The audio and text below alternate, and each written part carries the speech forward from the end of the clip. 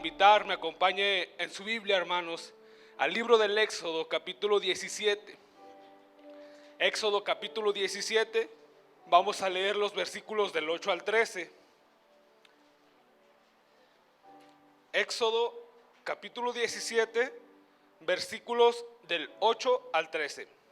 Cuando lo tenga me indica con un amén. Mire, dice la palabra de Dios en el nombre del Padre y del Hijo y del Espíritu Santo. Yo lo leo mientras usted me sigue con su vista, hermanos. Éxodo capítulo 17, versículo 8, en el nombre del Padre, del Hijo y del Espíritu Santo. Entonces vino Amalec y peleó contra Israel en Refidim. Y dijo Moisés a Josué: escógenos varones y sal a pelear contra Amalec. Mañana estaré sobre la cumbre del collado y la vara de Dios en mi mano. E hizo Josué como le dijo Moisés, peleando contra Amalec. Y Moisés y Aarón y Hur subieron a la cumbre del collado. Y sucedía que cuando alzaba Moisés su mano, Israel prevalecía. Mas cuando él bajaba su mano, prevalecía Amalec. Y las manos de Moisés se cansaron, por lo que tomaron una piedra y le pusieron debajo de él, y se sentó sobre ella. Y Aarón y Hur sostenían sus manos, el uno de un lado y el otro del otro. Así hubo en sus manos firmeza hasta que se puso el sol. Versículo 13 y último: y Josué deshizo a Amalec y a su pueblo a filo de espada. Dios, te damos muchas gracias, Señor. Gracias por tu amor, gracias por tu misericordia, gracias por tu bondad. Gracias, Señor, porque sin duda eres un Dios bueno, porque sin duda eres un Dios que tiene misericordia de su iglesia, de sus hijos. Gracias, Señor, por la obra que has estado haciendo en Manantial de Vida. Gracias, Señor, por la obra que has estado haciendo en cada una de las familias. Mira, Dios, yo te pido en esta hora, seas tú hablando a nuestros corazones. Espíritu Santo, trae una palabra a nuestra vida. Eres tú quien conoce nuestra necesidad. Eres tú quien conoce nuestra vida. Eres tú quien conoce nuestra casa. Eres tú quien conoce el anhelo de nuestro corazón. Y sin duda eres tú quien puede traer un alivio, una palabra de fortaleza a nuestras vidas en medio de nuestras pruebas. Que sea tu palabra de Dios, que sea tu palabra, Santo, hablando a nuestros corazones, Señor. En el nombre de Jesús te damos muchas gracias. Amén y amén. Puede tomar su lugar, hermano. Mire, el mensaje que le quiero hablar en esta tarde se llama Ten fe y pelea. Hablando acerca de este pasaje, hermanos, podemos encontrar en la historia del pueblo de Israel eventos bastante maravillosos. Podemos encontrar en la historia de Israel sucesos sobrenaturales, sucesos sorprendentes, hermanos, del poder y de la mano de Dios a favor de su pueblo. Y este es uno de ellos. Este pasaje, hermanos, es una obra maravillosa en el máximo esplendor del poder de Dios. Versículos antes, hermanos, de los versículos que leímos, del versículo 1 al versículo 7 de ese mismo capítulo, la Biblia nos relata que el pueblo de Israel llega a un lugar llamado Refidim. El pueblo de Israel para este momento, hermanos, había atravesado el Mar Rojo, había salido de la esclavitud, estaban en medio del proceso por el cual Dios los iba a llevar a la tierra prometida. Por lo cual podemos establecer que el pueblo de Israel caminaba rumbo a una meta, caminaba rumbo al propósito divino, caminaba rumbo a lo que Dios quería hacer en su vida, en medio de su pueblo, en medio de su iglesia. Ya habían visto las maravillosas obras del Señor, vieron cómo se abrió el Mar Rojo, vieron cómo se hundió todo el ejército egipcio, vieron cómo el Señor peleó por ellos. Y en un momento de su recorrido, hermanos, el pueblo de Israel se encuentra en este lugar llamado Refidim. Y la palabra de Refidim, en su definición, algunos la definen como un lugar de refrescar, de refresco. Por lo cual hay algunos teólogos que nos dicen que el lugar de Refidim en el que acampó Israel era un lugar en el que ellos planeaban descansar un poco, refrescar el cansancio que ellos venían acumulando de su andar por el desierto. Mire, el pueblo de Israel, hermanos, había visto la maravillosa mano de Dios moverse a su favor.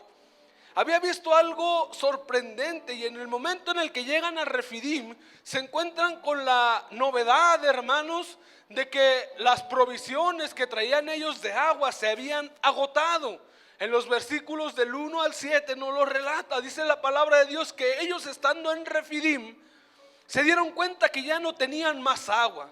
Ya no había agua para beber, ya no había agua para que ellos pudieran llevar su día a día con regularidad o con normalidad. Entonces, en este momento, hermanos, ellos claman a Dios. Ellos se encuentran con Moisés. El pueblo de Israel viene y le dice a Moisés que no hay agua para beber, y Moisés, hermanos, en esa conexión hermosa, en esa conexión divina que tenía con Dios, clama a Dios. Y Dios le dice: mira, Moisés, vas a juntarte algunos ancianos y vas a llevar la vara que con la que se abrió el mar rojo en tu mano, y vas a caminar hacia la peña de Oreb. Estando ahí, yo te mostraré mi poder. Y entonces esto hace Moisés, hermanos. Atiende al llamado, atiende a la instrucción divina y camina rumbo a la peña de Oreb. Y en un momento Dios le dice: golpea la peña. Y Moisés golpea la peña con la vara, hermanos, y fluye un caudal de agua. Un caudal de agua suficiente para alimentar a toda una multitud. Mire, si ponemos cifras a este milagro, nos vamos a dar cuenta de que este milagro es algo sorprendente. Es algo maravilloso, hermanos. Tiempo atrás vi un video de cierta persona que está en el desierto y vierte una cantidad de 5 litros de agua en la arena. Y es sorprendente ver cómo el agua inmediatamente se absorbe, hermanos. Inmediatamente aquel lugar vuelve a quedar seco, y la persona remueve así la arena hacia el costado de donde dejó el agua, y solamente saca un puñito así de tierra húmeda.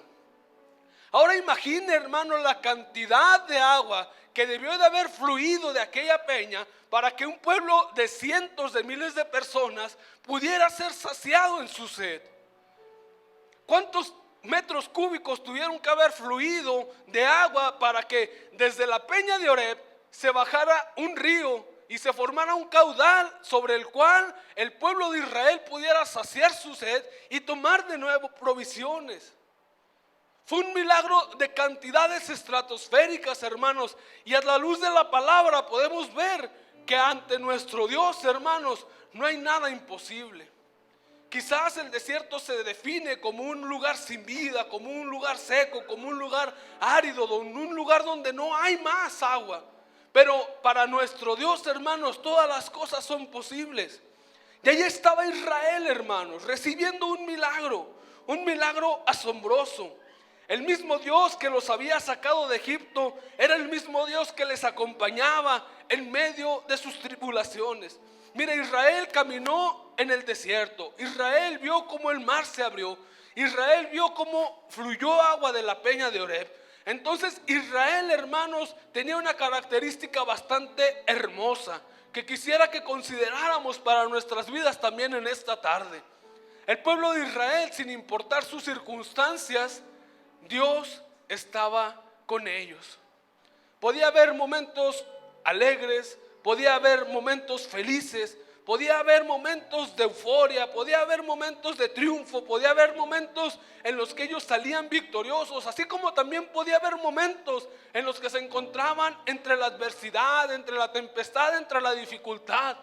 Pero lo que caracterizaba al pueblo de Israel, hermanos, es que tenía a un Dios constante a su favor, que movía su mano al favor de su pueblo. Y yo con esto quiero animarle, hermanos. No importa su circunstancia, no importa su necesidad, no importa la temporada de la vida en la que esté teniendo que atravesar este camino, Dios es un Dios constante en su vida. Dios es un Dios que sigue obrando. Dios es un Dios que sigue haciendo milagros. Dios es el Dios que puede hacer fluir agua en medio de un desierto. Dios es el Dios que puede abrir completamente un mar. Y Dios es el Dios que sigue respondiendo a sus hijos. Hermano, es algo maravilloso. Israel se encontraba en ese lugar, vio el milagro de Dios. Dios sació la sed de todo el pueblo. Así que en este pasaje son los versículos anteriores a lo que leímos, hermanos. Ya con la porción bíblica que leímos del versículo 8 al versículo 13, nos damos cuenta de algo que llama mi atención. Es decir, del versículo 8 al versículo 13, de un momento a otro en el lugar donde habían recibido el milagro, de un momento a otro entre la alegría, de un momento a otro entre ser saciados, viene el pueblo de los amalecitas a querer luchar contra Israel, a querer tomar posesión de su tesoro, a querer acabar con ellos. Pero lo que no sabía el pueblo de Amalec, hermanos, es que el mismo Dios que había sustentado al pueblo de Israel, el mismo Dios que había abierto el mar y el mismo Dios que los había saciado, era el mismo que iba a pelear la batalla por ellos. Así que, hermano, yo estoy seguro que Dios ha obrado en su vida. Yo estoy seguro que Dios ha hecho fluir un río de agua viva en su ser. Yo estoy seguro que quizás Dios ha venido a traer vida a esa tierra que era su corazón, que parecía que no iba a fructificar, que parecía que estaba seca, que estaba árida. Y ese mismo Dios, hermanos, que ha venido a traer vida, ese mismo Dios que ha venido a traer fortaleza, ese mismo Dios que ha saciado, es el mismo Dios que va a pelear por nosotros en los momentos de la dificultad. Ahí estaba el pueblo de Israel, hermanos. Y mire, dentro de este suceso, de esta historia, hay tres características que estoy seguro nos van a bendecir en este día. La primera característica que yo veo es que en la vida del pueblo de Israel, a pesar de venir de un buen momento, de un momento a otro tienen pruebas, tienen problemas, tienen dificultades. Mire, hace ya 14 años, un poquito más de 10 años, tuve la oportunidad, hermanos, de realizar mi primer vuelo, de viajar en avión.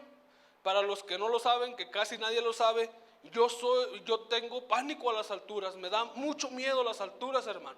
Desde subirme a un segundo piso hasta cruzar un puente, para mí me da miedo. Es algo que está fuera de mi control, pero es algo que ahí está. Quizás pudieran pensar que no, pero sí, hermanos, me da mucho miedo. Entonces la idea de volar, de tomar un vuelo para ir de una ciudad a otro, resultaba para mí bastante complicada, hermanos. Recuerdo que tenía mucho miedo.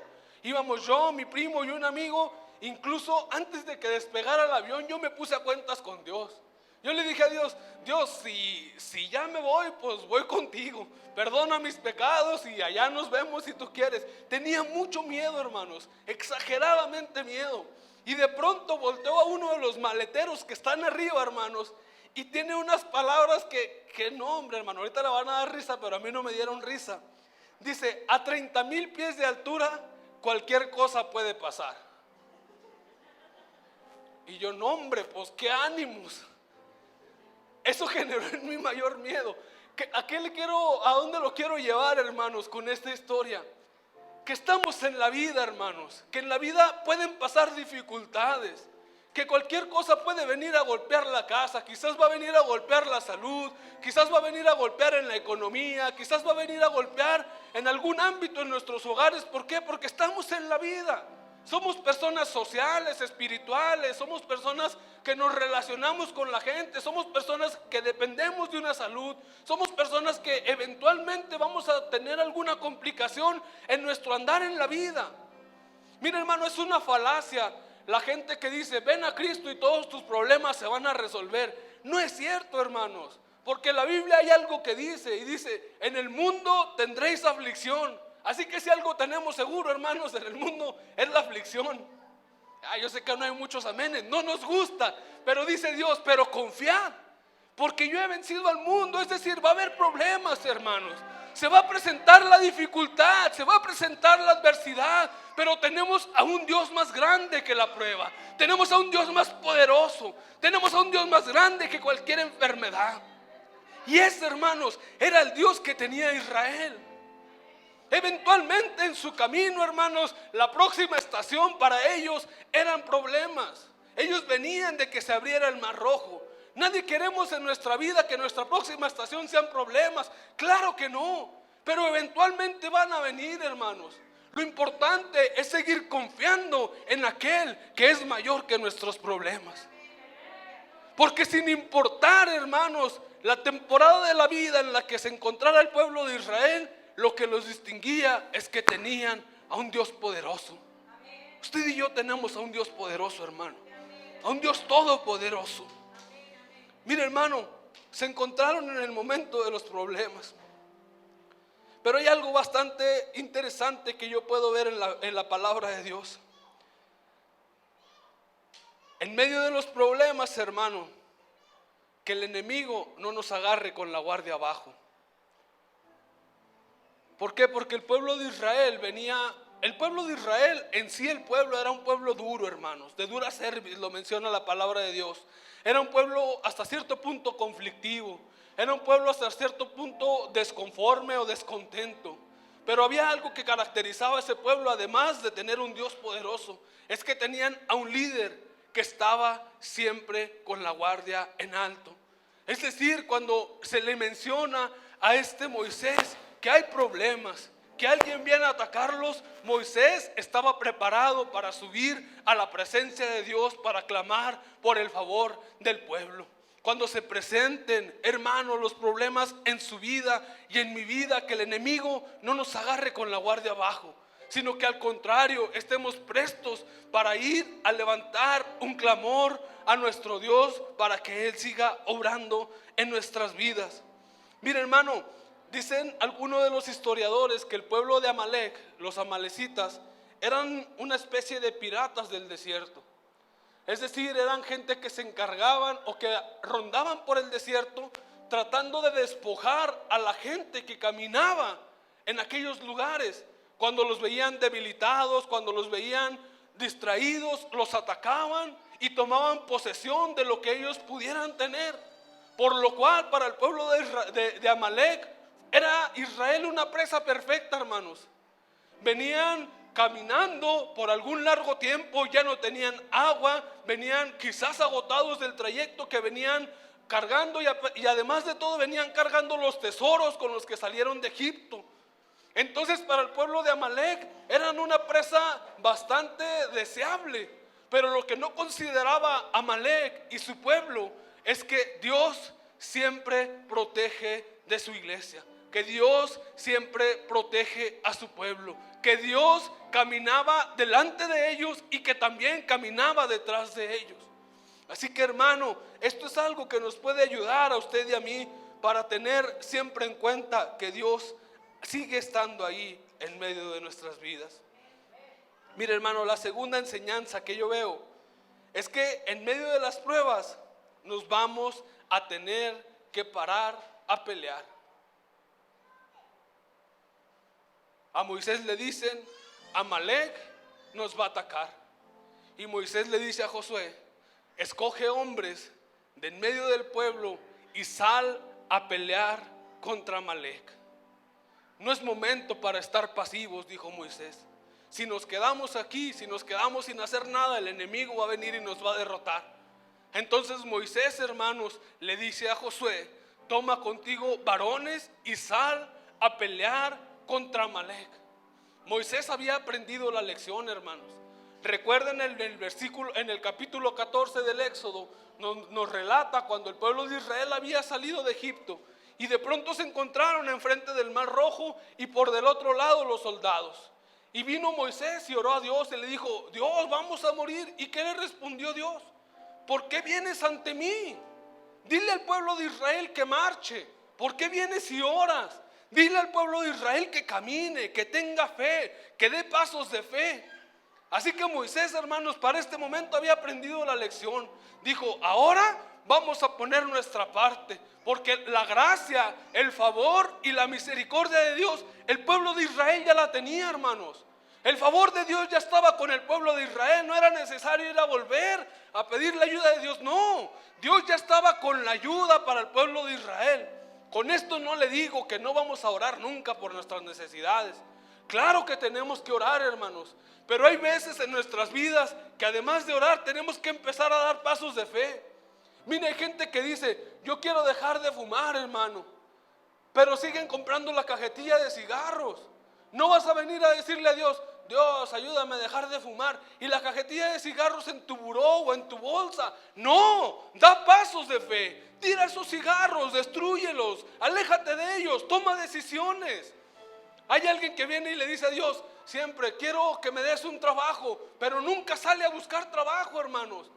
Da pasos de fe, camina, pelea por tu familia, sal a buscar trabajo, lleva el currículum, acompaña la fe con la pelea, acompaña la fe con esos pasos que debemos de dar. Dios ciertamente pondrá la mayor parte, hermanos, pero si hay una parte que nos toca a nosotros. Un joven que quiere conquistar a una chica y nunca se baña, nunca le invita a un helado, claro que no, pues órale, échale ganas. O sea, hay que dar pasos, hay que caminar, hay que tomar decisiones, hermanos. Y en este momento se encontraba el pueblo de Israel. Hay un problema presente. Además de clamar a Dios, salgan a pelear. Y mira, hay algo que bendice enormemente mi vida en este pasaje, hermanos.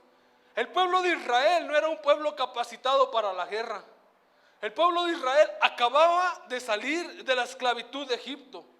Al faraón no le interesaba adiestrar a los judíos en el combate, porque él sabía que si los adiestraba en algún momento habría un golpe de estado, porque él sabía que si los adiestraba en el combate en algún momento el pueblo se iba a rebelar y ya no iba a querer ser más esclavo. Entonces el pueblo de Israel, hermanos, sus habilidades, sus cualidades o sus aptitudes se centraban en otras cosas que no era la batalla. Quizás en la mayordomía de la casa de algún egipcio acaudalado, quizás en algún trabajo de construcción, en algún trabajo en las tierras o en algún trabajo con algunos animales. Pero lo que es cierto, hermanos, es que el pueblo de Israel no había sido adiestrado para la batalla. Entre algunos de ellos había quienes sí sabían pelear, caso de Josué, caso de Caleb, algunos casos contados, hermanos, pero en su mayoría el pueblo no estaba capacitado para enfrentar una batalla cuerpo a cuerpo con algunas personas que se dedicaban a ser unos saqueadores. ¿Y sabe por qué bendice esto mi vida, hermanos? Porque a la luz de los demás pueblos, quizás el pueblo de Israel no contenía las aptitudes para la guerra, o no tenía lo que era necesario para ganar, o no tenía las habilidades y los recursos necesarios para enfrentarse en guerra. Pero a la luz de Dios, hermanos, lo poco que tenía Israel era suficiente. Quizás tú crees en tu vida que las habilidades que tienes no te van a ayudar a salir, no te van a ayudar a alcanzar el propósito divino. Quizás las probabilidades son muy pocas en medio de tu adversidad, de tu enfermedad. Quizás crees que los recursos que tienes son pocos. Quizás crees que es imposible alcanzar el sueño que Dios te ha dado porque en realidad no cuentas con recursos. Déjame decirte algo. Para Dios esos recursos, aunque sean pocos, son suficientes, hermanos. Son suficientes. El pueblo de Israel no estaba adiestrado en la batalla, hermano, pero Dios era quien peleaba por ellos. Dios sigue peleando por su iglesia, hermanos. Yo lo creo, yo lo creo. Dios sigue peleando por sus hijos. Dios sigue protegiendo a sus hijos. Mire, el pueblo de Israel, hermanos, se encontraba en una situación adversa, en una situación complicada, en alguna circunstancia en la que ellos no tenían, hermanos, presupuestada en su camino. Y bien es cierto, hermanos, que hay veces en nuestra vida, en nuestro diario vivir, vienen cosas que no teníamos presupuestadas. Mire, qué bueno fuera que tuviéramos todo en orden conforme quisiéramos vivir nuestra vida, pero no. Hay veces que hay cosas que no tenemos presupuestadas y van a venir a golpear la casa, van a venir a golpear la familia, van a venir a golpear las emociones, van a venir a golpear los pensamientos. Pero en medio de todo eso, hermanos, Dios seguía estando con Israel. Lo siguiente que yo veo, hermanos, en este versículo, y quiero decírselo en algo con bastante cariño para que lo pueda atesorar en su corazón: aún con lo que tienes, ve. Aún con lo que tenía Israel, dio pasos de fe y fue a esa batalla. Quizás para alguien era poco, quizás para alguien no era nada. Quizás el pueblo de Amalek pensó que en algún momento iban a derrotar al pueblo de Israel de una manera sencilla. Pero no, hermanos, aún con lo poco que tengas, ve. Con las pocas fuerzas que te quedan, sigue dando pasos de fe. Con el poco ánimo que te queda, sigue creyéndole a Dios. Porque ahí, hermanos, ahí es donde actúa la fe. Porque ahí, hermanos, ahí es donde actúa la fe. Eso es lo bonito de la fe, hermano. La fe no se espera a tener 100 millones de pesos para sembrar 10.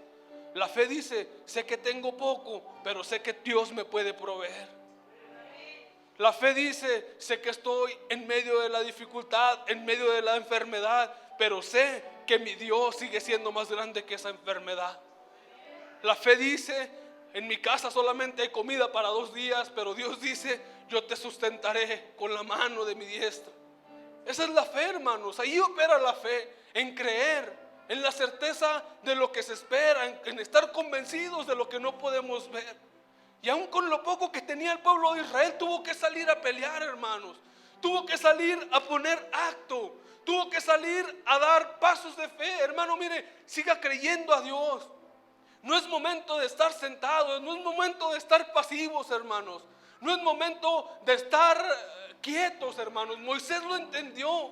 Dijo, no podemos estar aquí nada más quietos porque el enemigo va a venir y nos va a destruir. Por el contrario, tenemos que ponernos en la brecha y empezar a pelear por nuestras familias, hermano, a pelear por nuestros hijos, a pelear por nuestro matrimonio. No podemos estar pasivos nada más viendo cómo el enemigo destruye a tus hijos en su juventud. No puedes estar pasivo nada más viendo cómo el enemigo quiere destruir tu matrimonio. No podemos estar pasivos nada más viendo cómo el enemigo ha venido a robar la paz. No podemos estar pasivos nada más viendo cómo el enemigo ha venido a orar en medio de nuestra casa. No, hermanos, es necesario que tengamos fe y con las pocas fuerzas que nos quedan, ir y creerle a Dios. Ir y creer que nuestro Dios es más grande que cualquier adversidad. Y creer que nuestro Dios es más grande que cualquier problema. Y creer que nuestro Dios es más grande que todo aquello que se ha levantado en la casa.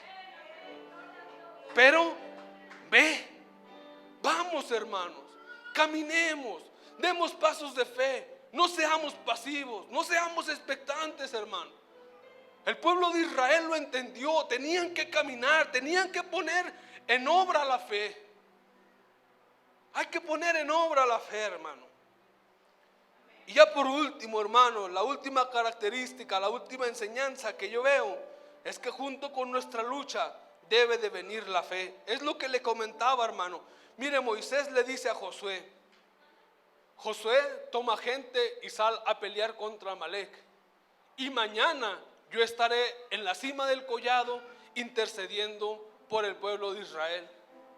Si solamente lo leemos así, hermanos, pudiéramos decir, qué cruel es Moisés, porque unos iban a pelear y él iba a orar hasta mañana.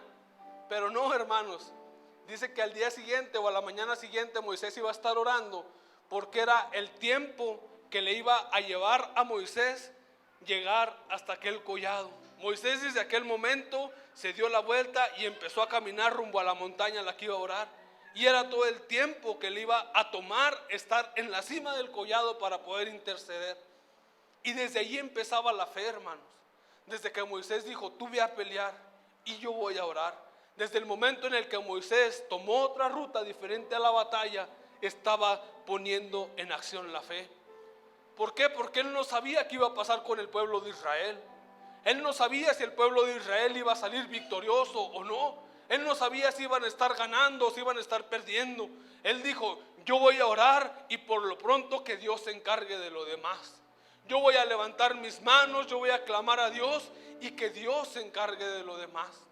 Muchas de las veces, hermano, el creyente quisiéramos tener todo en nuestro control, todo en nuestras manos, quisiéramos solucionar todo, hermano. Quisiéramos poder con una mano hacer una cosa y con otra, y de pronto acabar con los problemas de una forma sencilla. Pero hay veces que las cosas escapan a nuestro control, hermano. Y cuando las cosas escapan a nuestro control, hay que hacer lo que hizo Moisés. Yo voy a orar y que Dios se encargue de proteger al pueblo. Yo voy a caminar y que Dios se encargue de darnos la batalla.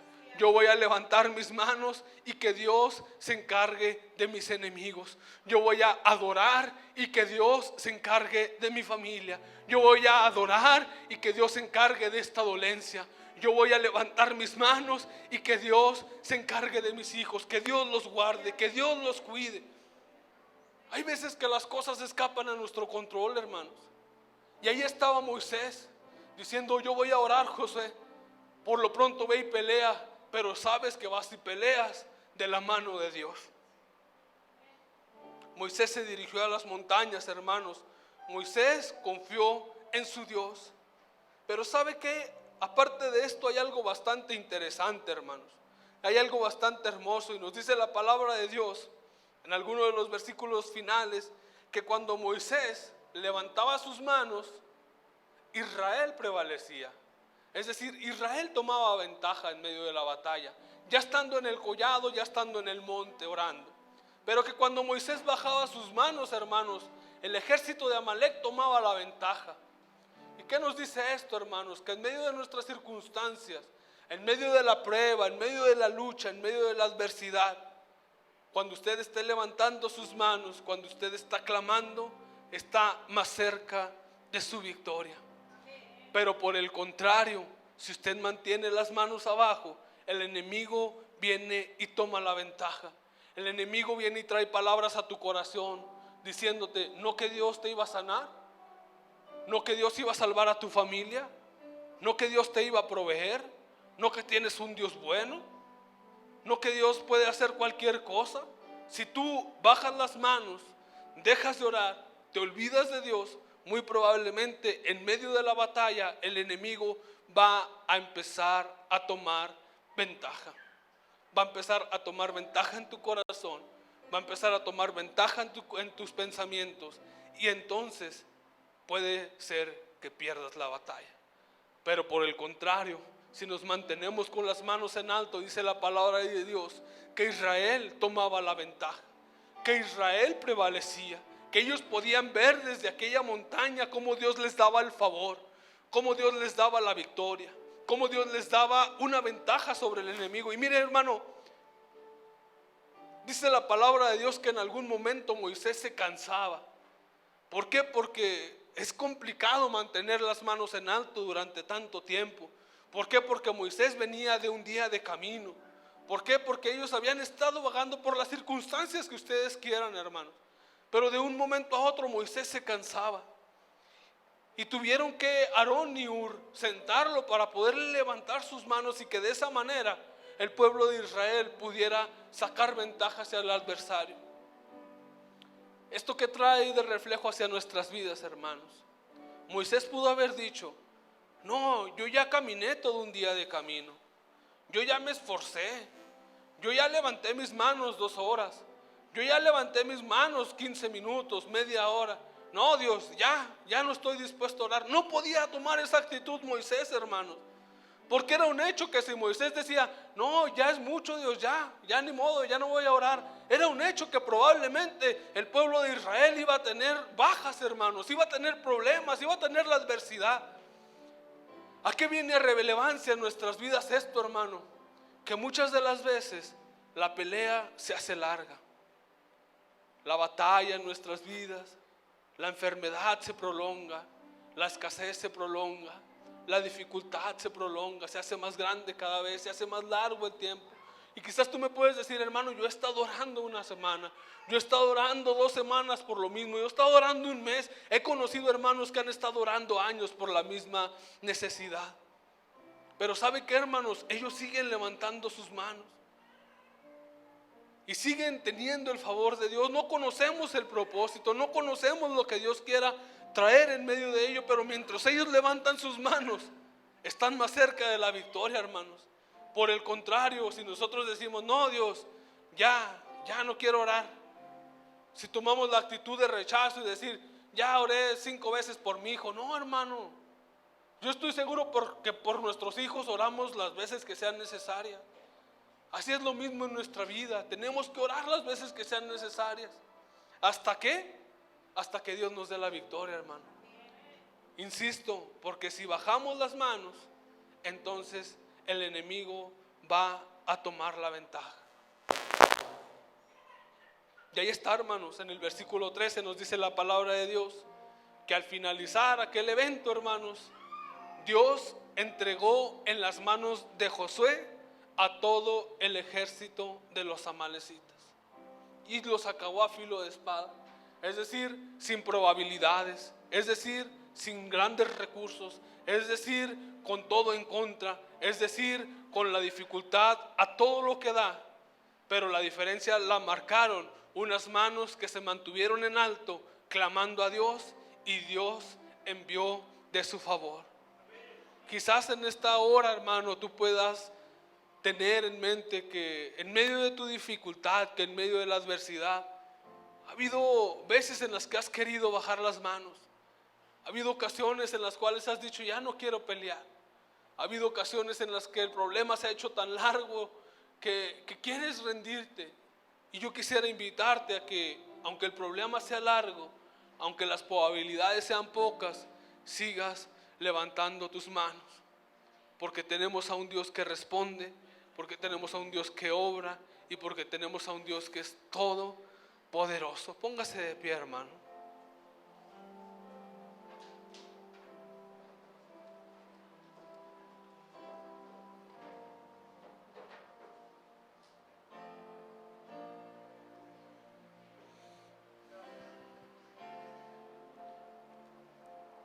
Yo no sé qué palabra Dios haya traído a su vida en esta tarde, hermano.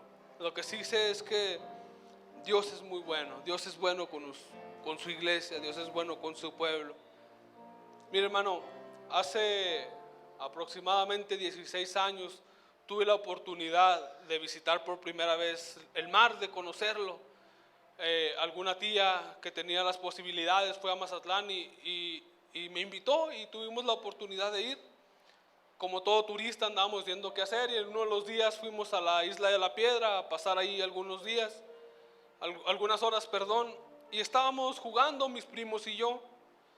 De pronto vimos que una de nuestras primas, bueno, mi prima, una de sus hermanas de ellos, se veía cada vez menos, cada vez iba más al fondo, cada vez estaba más en complicaciones, y alguno de sus hermanos ya era mayor y era de los que mejor sabían nadar. Recuerdo que ella le grita, Juan, y Juan no la oye o no la quiere oír o no sé qué pasa, pero ella clama por ayuda, hermanos. Y de pronto grita, Paco, ayúdame. Yo tenía 12 años, hermanos, ni siquiera sabía nadar. O sea, yo nado de aquí al Pilar y ya, nomás para salir de una alberca. No tengo idea de cómo se nada en el mar, pero hubo algo dentro de mí que en un instinto tomé una de las tablas con las que estábamos jugando y me decidí a correr en ayuda de mi prima. Entonces yo corro, hermanos, y de pronto estoy llegando y ahí como puedo nado y ahí como puedo me esfuerzo, y a los metros la tenía y le lanzo la tabla bien valiente. Pues ¿qué cree, hermano? Que ella agarra la tabla y ella empieza a flotar, pero yo ya no tenía tabla, pero yo ya me estaba hundiendo, hermano. Y de pronto, hermanos, tuve que dar manotazos. Estaba tratando de mantenerme a flote, estaba esforzándome, hermanos, y llegaba un momento en el que me cansé. Llegó un momento en el que fue difícil. Llegó un momento en el que me costaba bastante trabajo estar a flote. Incluso llegó un momento en el que yo dije, bueno, pues ya a lo mejor ya marché, ya perdí la batalla, ya algo va a pasar. Y recuerdo voltear, hermanos, y ver a los salvavidas en la orilla, y estaban dos salvavidas platicando entre ellos. Y yo decía, órale, ayúdennos. En una de esas, no sé qué pasó, recuerdo que solamente dije, Dios, ayúdame. Y a los minutos, hermanos, a los segundos, ya estaban los salvavidas. No sé cómo llegan tan rápido ellos, hermanos. Ya estaban y nos estaban sacando a mí y a mi prima. ¿Qué le quiero decir con esto, hermanos? Que hay veces que quizás creemos que no merecemos el favor de Dios. Mira, hermano, a los 12 años ya era una persona conflictiva. Yo era alguien que ya tomaba, que ya fumaba, que había cometido muchos errores, hermanos. No era alguien con el que las mamás querían que su hijo se relacionara. Era alguien conflictivo, hermanos. Quizás a la luz de la gente no era alguien que mereciera el favor de Dios. No había hecho nada para ganar el favor de Dios, hermano. No tenía ninguna cualidad, hermanos, por la cual Dios pudiera hacer un favor hacia mi vida. Pero recuerdo nada más haber dicho, Dios, ayúdame. Y yo creo, hermanos, que Dios tenía un propósito en mi vida. Mire, 16 años después le estoy predicando. Yo no sé, hermano, qué esté pasando en su vida. Quizás hay veces que llegamos a sentirnos indignos o que no merecemos el favor de Dios. Pero lo que sí te puedo decir es que Dios tiene un propósito en tu vida. Que si tú clamas hoy, sin importar cómo sea tu vida, Dios puede responder y Dios va a cumplir ese propósito en tu vida. Mire, hermano, el pueblo de Israel tenía el favor de Dios y eso era lo que le bastó para salir de aquellas peleas, de aquellos momentos de prueba. Yo le aseguro, hermano, que el favor de Dios está en medio de nuestra iglesia. Así que vamos a hacer una oración, hermanos. El altar está abierto si alguien quiere venir a este lugar a levantar una oración.